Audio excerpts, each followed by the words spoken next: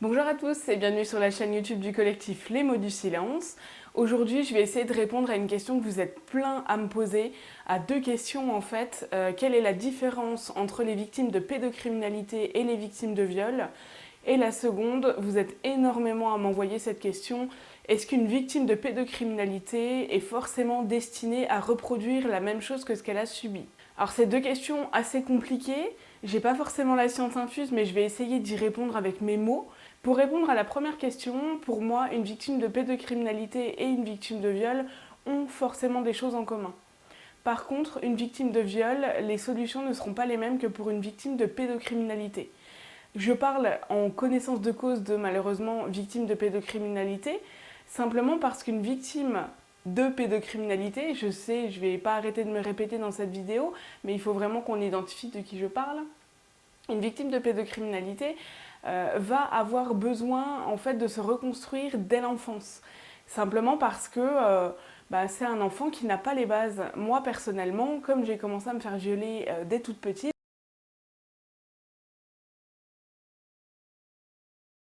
un enfant, dès tout petit, il va apprendre à dire non, il va apprendre le rejet, il va apprendre la gestion de la colère, la gestion de ses émotions, il va apprendre les sentiments, etc.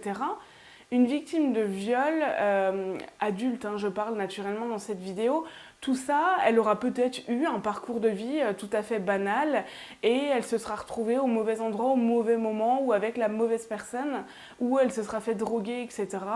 Il y a vraiment beaucoup d'histoires, même s'il y a des similitudes avec la pédocriminalité, ce ne sera pas du tout la même reconstruction. En fait, pour moi, je peux me tromper, et c'est pour ça qu'on oriente en tout cas le collectif pour les victimes de pédocriminalité, simplement parce que quand on parle de pédocriminalité, on sait de quoi on parle. Par contre, parler de viol, pour nous, c'est un petit peu plus compliqué, simplement parce que oui, j'ai été violée après l'âge de 15 ans, mais j'ai pas été violée en tant que femme adulte. Donc c'est un peu plus compliqué pour moi d'en parler en tout cas. Ce que je peux vous dire, c'est qu'en tant qu'enfant, vous devez tout réapprendre depuis le début. Ça veut dire que quand vous commencez votre thérapie, vous êtes vraiment un bébé. Vous ne savez rien et vous vous rendez compte que des normes sociales, vous n'en avez aucune idée. En tout cas, vous pensez peut-être en appliquer certaines et vous pensez en avoir les codes, mais en fait, absolument pas. Une victime de viol, je dirais qu'à la base, elle a les codes, mais que ce traumatisme fait qu'elle va les perdre. Il va falloir l'aider à surmonter ce stress post-traumatique, mais d'une autre manière. Parce qu'elle aura eu les codes à la base, il faudra simplement lui rappeler, lui redonner confiance en elle, la reconstruire. Ça va prendre des années.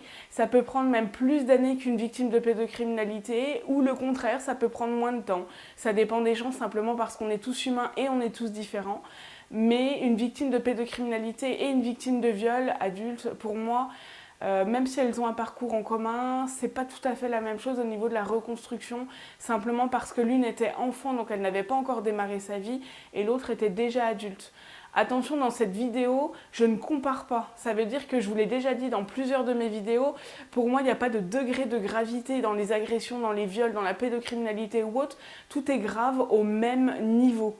Donc si vous êtes victime de viol dans cette vidéo et que vous regardez, ne pensez pas que je dis que c'est beaucoup moins grave qu'une victime de pédocriminalité. Absolument pas, c'est juste totalement différent. D'ailleurs, moi je le pense.